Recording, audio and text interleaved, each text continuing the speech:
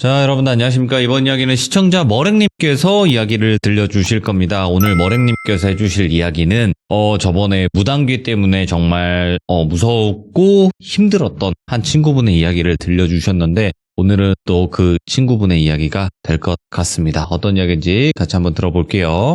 네, 여보세요? 아, 머랭님 안녕하세요. 네, 안녕하세요. 네, 아이고 반갑습니다. 네. 네. 자, 저번에 정말 충격적인 이야기로 또 등장을 했던 친구분이 계셨었어요. 네. 근데 그 친구분의 또 다른 이야기가 있나 봐요. 네, 최근에 다시 들었던 건데, 오늘 정리가 끝나가지고 오. 말씀드렸는데, 갑자기 오늘 참여를 하라고 하셔가지고. 아우, 좋죠. 네. 혹시나 네. 저도 참여하기 전에 약간 좀 시뮬레이션을 많이 돌리는 편인데, 오늘은 못 돌려가지고 조금 버벅될 수도 있으니까, 그것만 조금 이해해 주세요. 아유, 버벅여도 우리 또 머랭님의 또 팬분들이 계시기 때문에 전혀 아유. 걱정 안 하셔도 될 것 같습니다. 감사합니다, 네. 아주. 자, 그러면 어떤 이야기인지 출발하고 나서 네. 그 친구분을 모르시는 분들도 계시니까 간단하게 그 친구분이 어떤 그 이야기인지 네. 어떤 느낌을 받았는지 잠깐 설명을 해주시면 좋을 것 같아요. 네, 알겠습니다. 알겠습니다. 그럼 바로 출발을 해보도록 할게요. 렛츠고! 기르십니다. 머랭이요!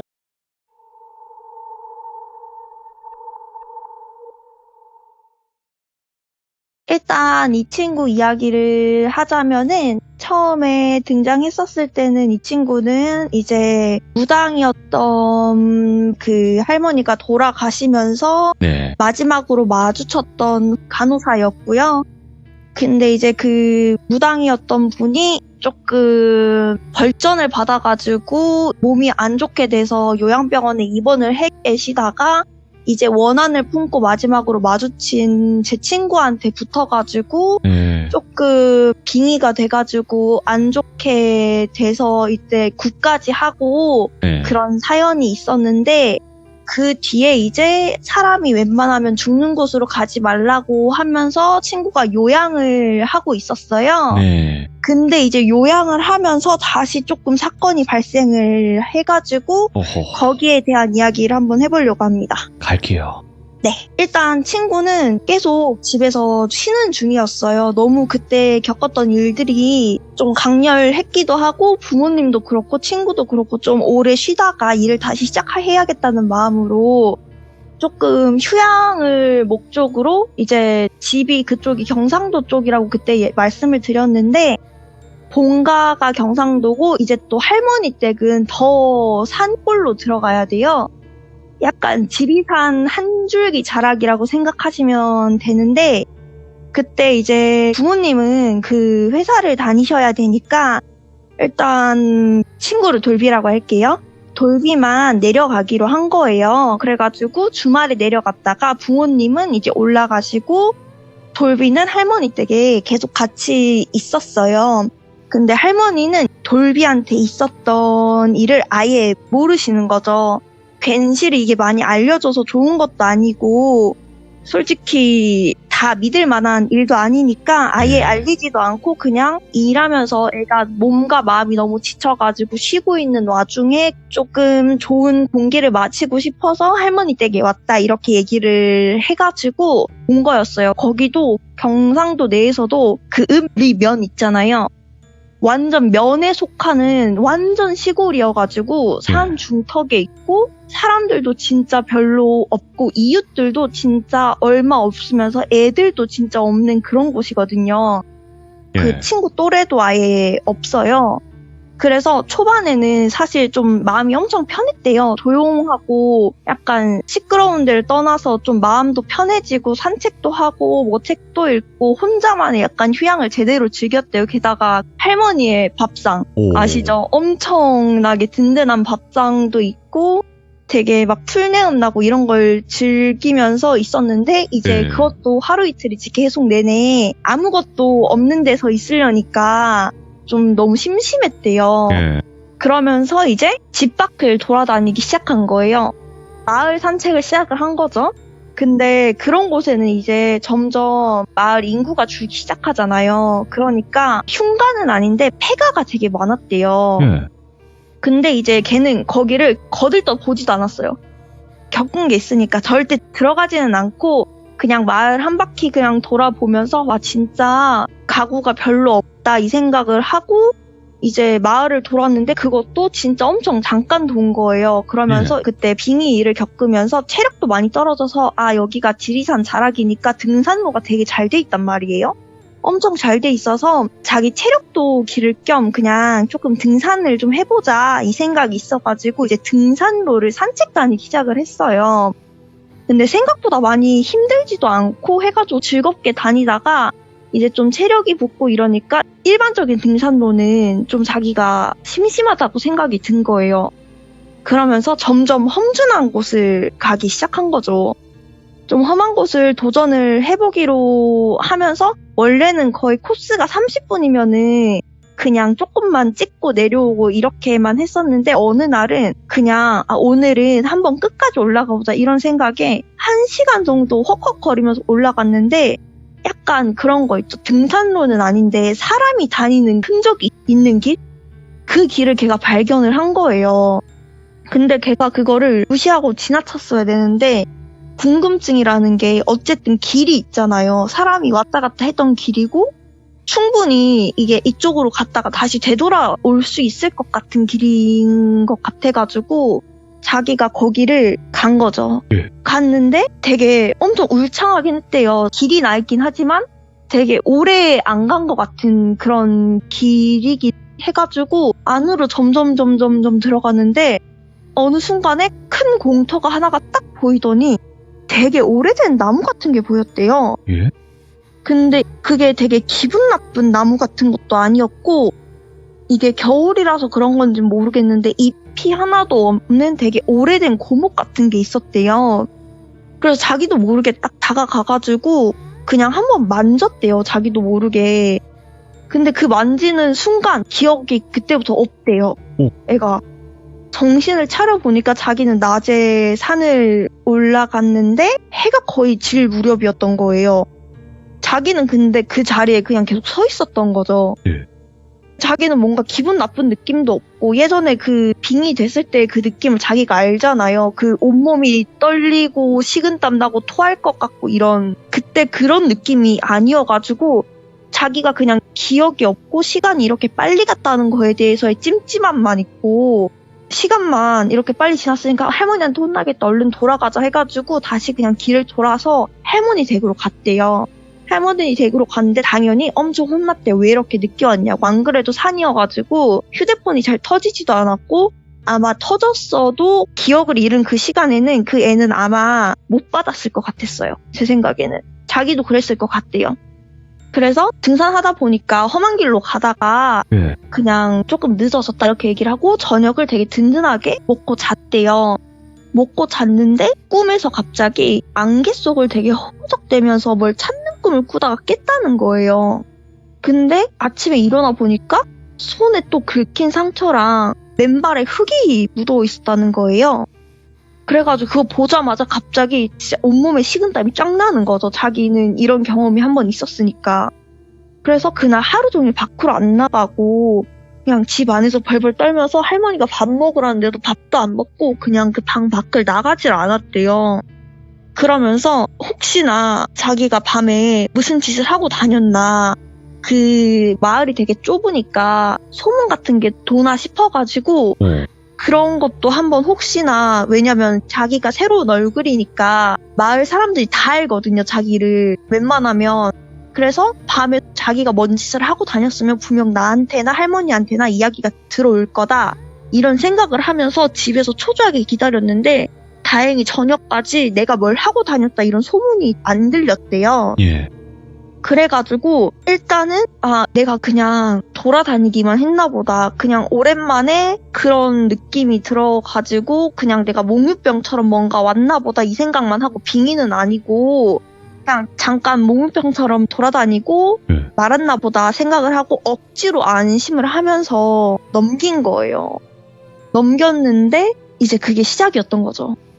그게 시작이면서 일주일 동안 계속 자기 손발에 흙이 묻어 있었던 거예요. 근데 소문은 계속 안 돌고 있었고 자기가 뭔가를 하지도 않았고 계속 손발에 흙이 묻어 있다가 일주일 뒤에 어느 날 일어났더니 자기 손에 닥터 털이랑 피가 묻어 있었대요. 그래가지고 너무 놀래가지고 진짜 소스라치게 놀래서 막 손에 있는 거 다 털어내고 막 피를 옷에 다 닦고 막 이랬는데 꿈에서 자기가 닭 목을 꺾는 꿈을 꾸긴 꿨는데 그게 진짜였던 거죠. 그래서 아침에 소문이 들리기엔 그 본인 할머니네 집은 그냥 농사를 지어가지고 집에 가축 같은 걸 안 키웠는데 그 할머니의 옆집 할머니 댁이 닭들이 다 목이 꺾여 죽었다는 거예요. 와. 근데 한밤중에 그렇게 난리가 났으면은 그 집주인이 한번 나올 만도 한데 그런 아무런 소리도 없이 닭들이 그렇게 다 죽어 있어가지고 그 집도 진짜 신기하다 이런 식으로 소문이 돌아가지고 그거를 자기가 한 짓이라는 걸 아무도 몰랐대요. 네. 게다가 이제 목을 꺾여서 죽었으니까 그렇게 피가 많이 묻어있진 않았고 그래서 할머니한테도 차마 이 일을 얘기를 못했대요. 그래가지고 그때부터 점점 무서워지기 시작했는데 이거를 부모님한테 얘기를 하기에는 이미 한번 너무 힘든 일을 겪었잖아요. 부모님도 같이. 그렇죠. 그러니까 전화를 못 하겠더래요. 그리고 여기까지 와서 또 이런 일이 생겼으니까 그런 부담도 주기 싫었고 그래서 결국에는 할머니한테 그냥 제발 무슨 일인지 묻지 말고 밤에 방문을 밖에서 잠궈달라고. 그 진짜 시골집 가면 밖에서 문지방 같은 거 있잖아요. 거기는 진짜 옛날 집이고 다 진짜 이웃집이어서 그냥 대문이 다 열려 있고 대문이 없는 집도 있고 문도 그냥 열면 열리고 나무 문으로 이렇게 오픈해서 그냥 양쪽으로 여는 문도 있고 이런 식인데 제 친구 집은 양쪽으로 열어서 하는 그런 집이었어요.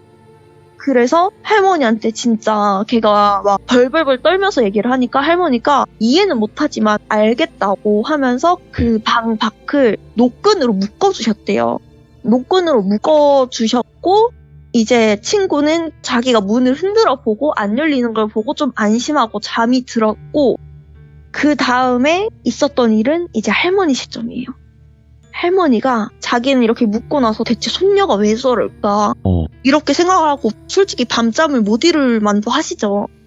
갑자기 방문을 묶어달라고 하질 않나, 애가 갑자기 넋 나간 것처럼 저렇게 벌벌 떨지를 않나 해가지고 걱정이 돼서 잠을 못 이루고 있었는데 밤에 갑자기 쿵쿵쿵 거리는 소리가 들렸대요.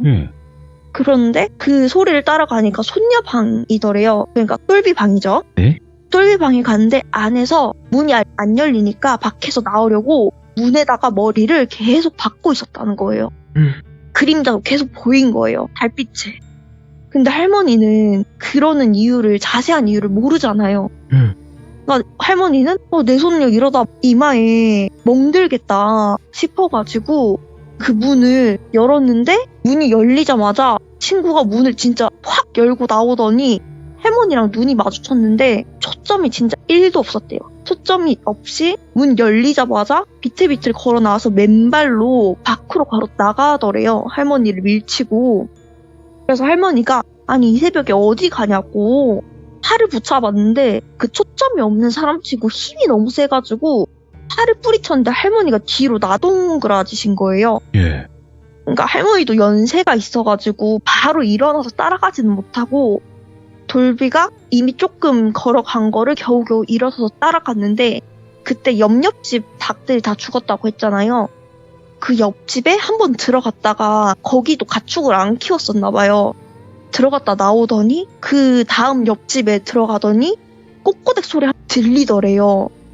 그래서 거기를 할머니가 뛰어가서 가봤더니 닭들이 진짜 한 구석에 벌벌 떨면서 푸드덕거리면서 모여있고 그 친구가 한 마리씩 닭 목을 꽂고 있었대요. 그래서 할머니가 완전 기함을 해가지고 뜯어 말리는데 도저히 자기 힘으로 안 말려져가지고 집주인들 그 문 다 두드려서 깨워가지고 그 부부셨대요. 조금 젊으신 부부들. 겨우 말려서 떼어내고 뺨을 때렸대요. 뺨을 때리니까 그때서야 약간 정신을 차리는 듯 하면서 그걸 멈췄대요. 이제는 친구는 그때 정신을 자기가 차린 거예요. 자기가 남의 집 앞에서 닭 목을 꺾고 있는 닭을 한 손에 쥐고 있는 채로 정신을 차린 거예요. 그러면서 이제 할머니는 옆집 닭도 내 손녀 짓이구나 생각을 했고 할머니는 이때까지만 해도 그냥 몽유병인 줄 아셨던 거예요. 왜냐면 바로 그런 사고로 넘어가기가 힘들거든요. 왜냐면 겪어본 사람이야 이거는 자기가 한번 겪어봤으니까 똘비는 자기가 지금 이상하다는 걸 알지. 할머니는 몽유병인 줄 안 거예요. 그래서 이제 다른 집에 그 비용을 다 물어주고 그냥 몽유병이라고 생각하고 오늘은 문을 절대 안 열어줘야지 하고 문을 아예 또 칭칭 감아서 잠궜대요. 그래서 그날은 아예 문을 앞에서 지키고 계셨대요. 그 다음 날에는. 그래서 안에서 또 새벽 1시, 2시쯤 되니까 안에서 스르륵거리면서 일어난 소리가 들리더래요. 들리더니 또 잡아당기더니 안 당겨지니까 머리를 계속 문에 쿵쿵쿵 이렇게 박더래요. 할머니가 저건 이마에 상처나도 어쩔 수 없다. 어쩔 수 없고 저러다가 애가 다칠 수도 있으니까 왜냐면 오히려 밖에 돌아다니다가 맨발로 돌아다니다가 다칠 수도 있으니까 예. 안 열어줘야지 이렇게 생각을 하시고 그냥 참으셨대요. 근데 갑자기 털썩하면서 또 눕는 소리가 들리더래요. 예. 그래서 이게 몽유병 증상이 끝난 건가? 이 생각이 들으셔가지고 할머니가 안심을 했는데 갑자기 벌떡 일어나더래요. 안에서. 근데 이때까지는 되게 조용히 막 쿵쿵쿵 거리고 조용히 들어가서 막 닭 목 비틀고 이랬었잖아요. 근데 안에서 뭔가 할머니가 다른 기운을 느끼셨대요. 텐션이. 갑자기 안에서 이때까지랑 다르게 완전 하이텐션으로 거기 할머니 밖에 있지? 이러면서 야, 문 열어. 문 열라고! 막 이러면서 소리를 엄청 지르면서 방 안을 뛰어다니기 시작했대요, 손녀가. 그러면서 할머니는 너무 깜짝 놀라서 이제는 문 열어줄 생각도 못하고 그냥 완전 털썩 주저앉아가지고 이게 대체 뭔가 싶어가지고 아예 그냥 열어줄 생각을 못했대요. 그래가지고 벌벌 떨면서 그냥 안에만 쳐다보고 있었는데 아시죠? 그 문에 얼굴만 바짝 갖다 대면은 살짝 비쳐 보이거든요? 살짝 비쳐 보이는데 그걸로 할머니를 똑바로 노려보면서 엄청 안에서 깔깔깔깔 거리면서 웃었대요, 손녀가. 그러면서 너 이 문 안 열면 이 손녀 못 골라 죽일 거야 내가. 열어. 빨리 열어. 안 열어? 죽고 싶은 거 눈에서 보고 싶어서 그래? 이러면서 막 또 꺄! 이러면서 웃었다는 거예요. 그러면서 갑자기 진짜 문에서 떨어지더니 안에서 막 갑자기 으끄거리면서 이래도 안 열어 이러면서 막 손녀 죽는 거 볼래 이러면서 진짜 목 풀리는 소리가 들렸다는 거예요. 그래가지고 할머니가 이거는 진짜인 것 같아가지고 진짜 완전 벌벌 떨리는 손으로 묶은 걸 풀려는데 도저히 안 풀려가지고 부엌에서 가위를 가져와가지고 가위로 그 문에 있는 걸 자르고 문을 열었는데 자기 손으로 목을 뚫고 있었대요, 똘비가. 문을 열었더니 자기 손으로 목을 뚫고 완전 웃고 있는 채로 눈은 완전히 충혈돼서 그러게 어차피 열 거 빨리 열지 왜 사람을 이렇게 힘들게 해 이러면서 할머니를 미치고 이번에는 뛰어가더니 어제 죽이다 만 닭들 있잖아요. 그 닭들을 다 죽였대요. 쫓아가가지고. 근데 이때까지는 목을 그냥 비틀어 죽였잖아요. 근데 이번에는 날개부터 시작해가지고 손에 잡히는 데를 다 찢어 죽였다는 거예요. 그러니까 이번에는 완전 그냥 진짜 피치갑을 다 한 거예요, 온몸에. 그러더니 갑자기 동틀 때 되더니 딱 멈추더니 얌전히 돌아가서 다시 안에 들어가 잤다는 거예요. 아침에 일어나서 친구는 또 자기 꼴 보고 소리 지르고 울고 자지러듯이 울면서 왜 열어줬냐고, 자기 죽어도 열어주지 말았어야지 왜 열어줬냐고 할머니한테 소리치고, 할머니는 네가 죽겠다고 하는데 어떻게 보냐고, 네 거울 보라고, 네 목 보라면서 하는데 진짜 얼마나 세게 쳤으면은 목에 손자국이 그대로 있었던 거죠. 그래서 할머니가 너 대체 무슨 일이냐고 했는데 그 똘비는 도저히 대답할 상태가 아니었어요. 얘는 이제 멘탈 또 나간 거예요. 자기가 또다시 이런 일에 휘말렸다는 거예요. 그래서 결국에는 할머니는 부모님께 전화를 합니다. 부모님께 전화를 해서 이 상황을 얘기를 해요. 지금 네 손녀가 이러고 있다. 이렇게 얘기를 하니까 이제 부모님이 자초지종을 다 들어서 바로 그 회사고 뭐고 다 휴가랑 연차 써가지고 내려오셨어요. 이제 할머니한테도 자초지종을 다 설명을 했어요. 할머니를 왜 그걸 이제 얘기를 하냐고. 그러니까 부모님도 그때 말했잖아요. 그때도 부모님도 만약에 그걸 안 겪었으면 절대 안 믿었을 거라고. 예. 아버지가 그랬대요. 엄마는 믿었을 거냐면서. 엄마도 처음에 몽유병인 줄 알았다며. 엄마 그거 안 봤으면 믿었을 거야? 우리 보고 미쳤다고 했겠지. 이런 얘기를 하더니 할머니도 수긍할 수밖에 없었대요. 그래가지고 결국에는 다시 그 무당집으로 데리고 간 거예요. 그 무당집으로 데리고 가자마자 그 무당 제자분 있잖아요. 그 분이 돌비를 보자마자 쯧쯧거리면서 한숨을 푹 쉰 거예요. 너 이제 어쩔 거냐고. 너는 진짜 운이 해도 해도 너무 안 좋다고. 너 대체 일단 무슨 일 있었는지 얘기부터 해보라고. 아무 얘기를 안 했는데 그냥 돌비를 보자마자 그렇게 얘기를 했대요. 그래서 그때 지리산 올라가가지고 그 나무를 봤던 일부터 시작해가지고 쭉 얘기를 했대요. 예. 그랬더니 이제 그 무당분이 얘기를 하시기를 아마 네가 산속에서 봤던 나무는 잊혀진 당산나무였을 거라고. 아, 지금 모시는 당산나무가 아니고 잊혀진 당산나무고, 지리산 같은 경우에는 기운이 좋아서 재를 따로 안 올려도 신은 아마 거기에 머물거나 아니면 떠났다가도 잠깐 쉬러 오거나 왔다 갔다 하는 그런 상태였을 거다. 근데 네가 지금 몸 상태가 어떤 상태냐면 무당귀에 빙의가 됐었던 상태여서 애매하게 열린 상태인데 한번 신을 받았던 무당귀를 몸에 받았던 상태라 되게 너가 지금 신기한 몸 상태다. 다른 귀신이 보기에. 그래서 아마 네가 그 나무를 만졌을 때 마침 그때 거기에 있었던 신이 너를 봤을 거고 네 기운이 신기해서 접촉을 한번 해봤던 것일 거라고. 근데 그 한 번의 접촉이 너의 그때 몸 상태가 너는 안 좋은 거를 접하면 바로 열린다 했잖아요. 그때 열렸을 거라고. 근데 아마 신은 그거를 의도하진 않았을 거라고. 아마 신은 너를 그냥 신기한 그릇으로 알고 한번 몸을 담았는데 이게 너가 삿된 그릇이란 걸 알고 그냥 얘는 신기한 삿된 그릇이구나 하고 빠져나왔을 거라고. 몸에 들어왔다가. 그러면서 너가 원래는 이제 점점 다쳤어야 되는 몸이 너는 그걸로 인해 열렸고 지금 네 몸 상태가 딱 뭐냐면 넌 그냥 귀신들의 장난감이라고.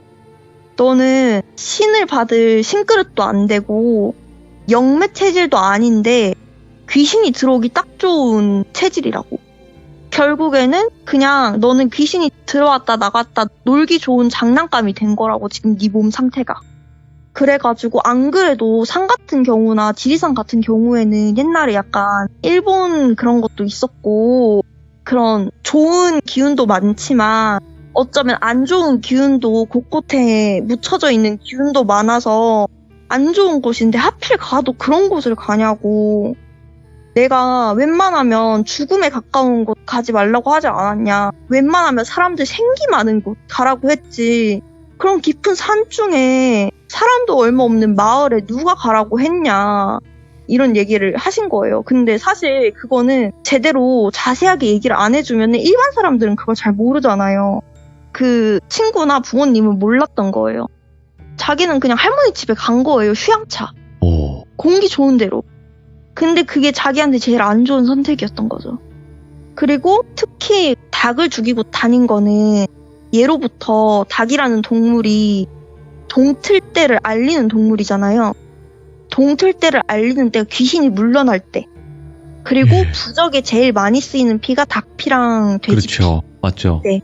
그래서 너가 귀신이 몸에 들면 그 귀신들이 거기에 가축들이 시골 마을에 진짜 많잖아요. 예. 제일 많이 키우는 게 닭이랑 돼지란 말이에요. 소랑.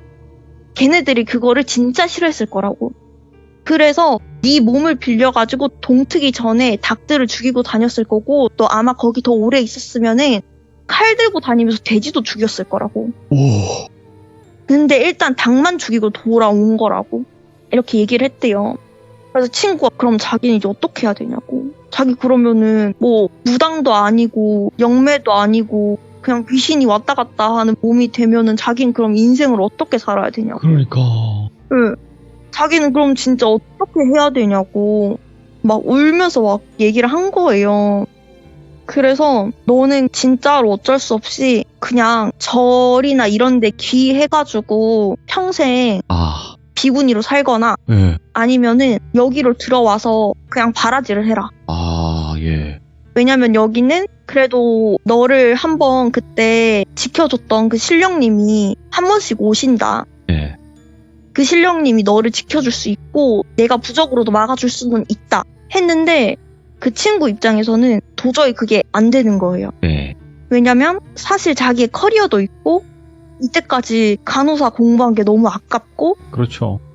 내 인생을 이제 갓 피어나는 인생의 시작인데 그걸 다 버리고 다 포기하라는 거잖아요. 아무것도 못하고. 얼마나 싫겠어요, 사실. 그래서 처음에는 자기는 죽어도 그렇게 못하겠다고. 그냥 부적 써주시면 안 되겠냐고. 해가지고 처음에 그래 알겠다. 근데 이 부적이 너를 지켜줄 거라는 생각은 하지 마라. 그냥 이거는 진짜 최소한의 방어막이다. 소용없을 거다 하고 해서 결국엔 그걸 들고 집을 갔대요. 예. 집을 갔는데 일주일 동안 밤에 온갖 귀신이 다 들린 거예요. 와. 진짜 밤마다 동물귀부터 시작해가지고 처음에는 고양이 귀신이 들려가지고 부모님이 거실에 막 사사삭거리는 소리 들려서 가봤더니 네 발로 기어다니고 있고 우와. 밤에 또 뛰는 소리 들려서 나갔더니 막 웃으면서 춤추고 있고 또 어느 날은 울고 있고 어느 날은 냉장고 다 열어서 생고기 먹고 막 와. 이랬다고 하더라고요. 그래가지고 결국에는 그거를 겪다가 자기도 그렇게 살 수는 없잖아요. 사실 밤마다. 결국엔 부적도 소용없고 이걸 계속 부정을 하고 싶은데 밤마다 이런 일이 생기니까 부모님도 다크서클이 짙어지는 게 눈에 보이고 지쳐가는 게 눈에 보이고 자기 자신도 너무 힘들고 해서 결국에는 지금 다 포기하고 일단 그 무당분 집에 네. 있습니다. 일단 거기 계시는군요. 네. 그러니까 애초에 그냥 일반적이게 살아갈 수가 없는 지금 상태인 거네요. 네. 하필이면 왜 그 길로 들어갔을까 싶대요, 자기도. 예. 그냥 자기는 이제 새로운 시작을 하려고 새로운 마음으로 조금 맑은 공기를 마시고 몸을 충분히 쉬고 다시 일을 시작하고 싶어서 쉬러 간 거였는데 그렇게 됐다고 하더라고요. 아, 근데 네. 그거가 과연 우연이었을까라는 생각도 들긴 해요. 그 길로 간 근데 게. 저도 살짝 그 생각이 들어요. 그게 자기도 모르게 홀리듯 끌리듯 갔다고 했거든요. 그 네. 나무 쪽으로. 그리고 이미 이런 상태라면 충분히 홀려서 거기까지 갈 수 있었을 거라고 생각을 하고 네. 그런 생각이 들어요. 그리고 진짜 그 닭을 잡으러 다녔던 거는 아마도 그 닭이라는 동물 자체가 아침에 울잖아요. 이렇게 아침을 알리는 동물이잖아요. 그러니까 양의 맞아요. 기운이 많으니까 또 그게 싫어서 그랬을 수도 있다라는 생각도 들고. 네. 근데 친구가 자기 그러면 차라리 무당이라도 억지로라도 시켜주면 안 되냐고 이렇게 물어봤었대요. 예. 근데 거기서 무당분이 너는 지금 신을 받으면은 절대로 신은 아무도 안 올 거고 다 귀신 아니면 악령이 올 거라고. 너는 절대 무당 못 된다고 이렇게 얘기했다고 하시더라고요. 그러니까 담는 그릇, 빈 그릇은 맞는데 담을 네. 그릇이 굉장히 약한 사람들이 있거든요. 이제 그런 사람들이 영매로 그냥 귀신 들린 채로 사시는 분들도 굉장히 많잖아요. 네. 근데 네. 영매는 그래도 뭔가 옆에서 그렇죠. 그 도움을 주면서 소통을 하잖아요. 네. 근데 걔는 일방적으로 그냥 뺏기는 거라고 하더라고요. 에... 신이 자기 맘대로 들어왔다가 나갔다 들어왔다 나갔다를 그냥 자기 맘대로 한다고 하더라고요. 또 이런 사연을 가지고 계신지도, 그러니까 시들무에서도 굉장히 많이 나온 이런 분들이 굉장히 많다라는 건 알고 있었지만 또 이렇게 한 가지의 사례를 들으니까 또 굉장히 또 마음이 좋지가 않네요.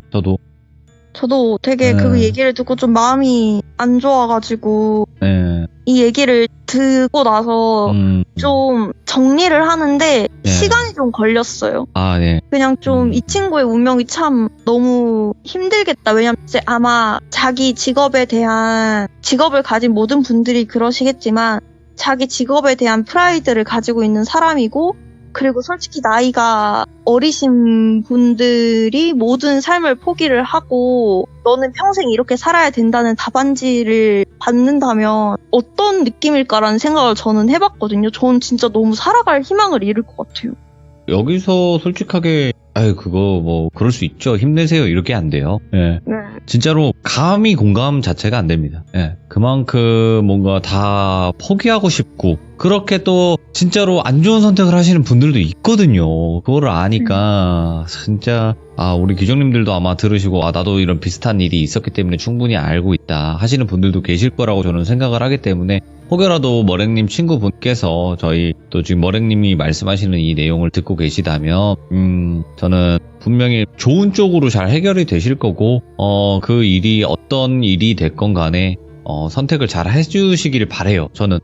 네. 네. 근데 당분간은 인터넷이나 이런 것도 아무것도 안 하겠다고 하더라고요. 그런 거 보면은 욕심 생길까봐. 그럴 수 있어요. 네. 네. 아이고, 오늘 머랭님께서 또 두 번째 이야기인데 이것도 굉장히 충격적이네요. 첫 번째도 그랬지만 이 두 번째 이야기도 굉장히 충격적이었고 그 친구분이 진짜 앞으로는 좋은 일만 좀 가득했으면 좋겠네요. 오늘 머랭님 이야기 잘 들려주셔서 감사합니다. 네. 머랭님은 이제 외모도 아름다우시고 마음씨도 굉장히 아름다우신 분이에요. 그러다 보니까 또 이렇게 선수 이야기를 들려주셨고 오늘 이야기보다도 아마 충격적인 이야기였었어요. 네, 저번 이야기는. 그래서 한번 꼭 들으시길 바라고 이번 이야기를 들으신 분들 중에서 나와 비슷하다 하시는 분들도 힘내시고 여러분들의 생각을 댓글로 남겨주시면 좋을 것 같습니다. 감사합니다.